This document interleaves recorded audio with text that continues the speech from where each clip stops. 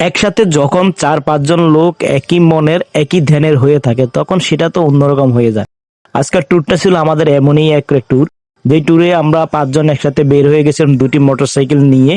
তো বের হয়ে গিয়ে আসলাম আমাদের এলাকা থেকে প্রায় 8-9 কিলোমিটার দূরে। সেখানে এসে আমরা একটা নদীর ঘাটে এসে পৌঁছি এবং নদীর ঘাটে পৌঁছা মাত্র সেখানে আমরা নৌকা পাই, নৌকাতে উঠে বসি। তবে নৌকাতে উঠে বসার পরে যেই চিন্তা ভাবনা আমাদের ছিল, হয়তো কেউ না কেউ নৌকা চালাতে পারবে, আমরা ওপারে যেতে পারবো। কিন্তু যেহেতু বইটার নৌকা ছিল, কেউ বইটা বাসতে পারেনি এবং নৌকা চালানোর মতো অভিজ্ঞতা সম্পূর্ণ কোনো লোক ছিল না। পরক্ষণে আমরা চিন্তা ভাবনা করলাম যে আমরা নিজের নৌকা বাইতে শুরু করবো। তো বিসমিল্লাহ করে আজগর কাকা বললো যে ল বিসমিল্লাহ করে দেখি আমরা কতটুক যাই। তো নৌকা কেউ ডাইনে কেউ বামে কেউ ওই দিকে যা, কোনো মতে কষ্টে দুঃখে চাষি কাশি দিয়ে বাইতে আসে। আজগরের সামনে তো বইটা বাইতেছে, মুরাদে ব্রেক দিতেছে, পরানের সামনে ছিল বাঁশটি ঠেলতেছে। এই কোনো মতে ধরুন আমরা 100 ফিটের একটা নৌকা, 100 ফিটের একটা গাং মানে পার করতে আমাদের যেই কষ্ট হয়েছে যা বলার মতো না। তবু অসাধারণ কিছু সময় আমরা কাটিয়েছিলাম, যথেষ্ট সুন্দর এবং ভালো একটা সময় আমরা এখানে কাটিয়েছি আনন্দ হৈহুল্লোর মাঝে। অবশেষে আমরা নদীটা পার করতে পেরে নৌকার এপারে আসলাম। তো ভীষণ ভীষণ রকম ভালো লাগছিল আমাদের।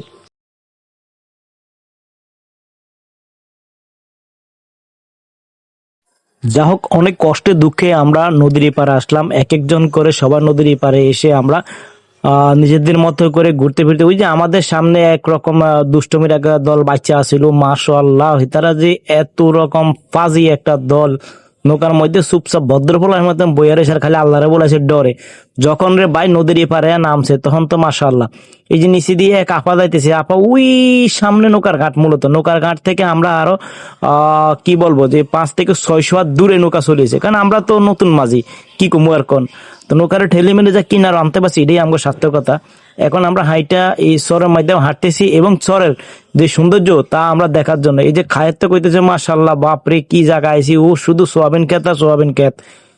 যা হোক, আমরা ঘুরলাম, ঘুরে ঘুরে আস্তে আস্তে এবার ভিতরের দিকে যাওয়ার চিন্তা ভাবনা করতেছি, না ভিতরে যাবো দেখি কি হয়।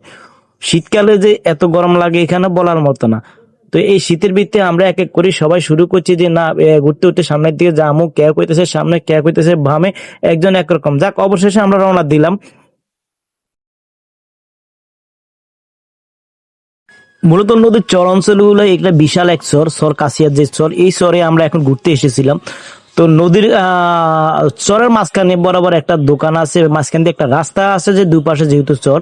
তো আমরা ওই যে সামনের দোকানটা দেখা যাচ্ছে, আর এই চর মানে খেতে দিয়ে যাচ্ছি আমরা। কেউ পিছনে দাঁড়িয়ে বোর সাথে কথা বলছে, কেউ ফেমিক্যালও কথা কইতেছে, কেউ একজন নানান নানান ভাবে সময় কাটাইতেছে। আর আমগো আজগর কাকা তো পিছন দিয়ে টুকু টুকু করে আস্তে আস্তে আইতেছে, খায়ের তো আগে দিয়া হেরা আফার লোক কথা কইতে কইতে যাইতে আছে কি কুমার কন। যত খায়ের রে বলে ও খায়ের খায়ের রে খায়ের খারা এনা, এবার খায়ের রে হুঁচে হুইনা মনে করেন আমগো দিকে তাকাইছে।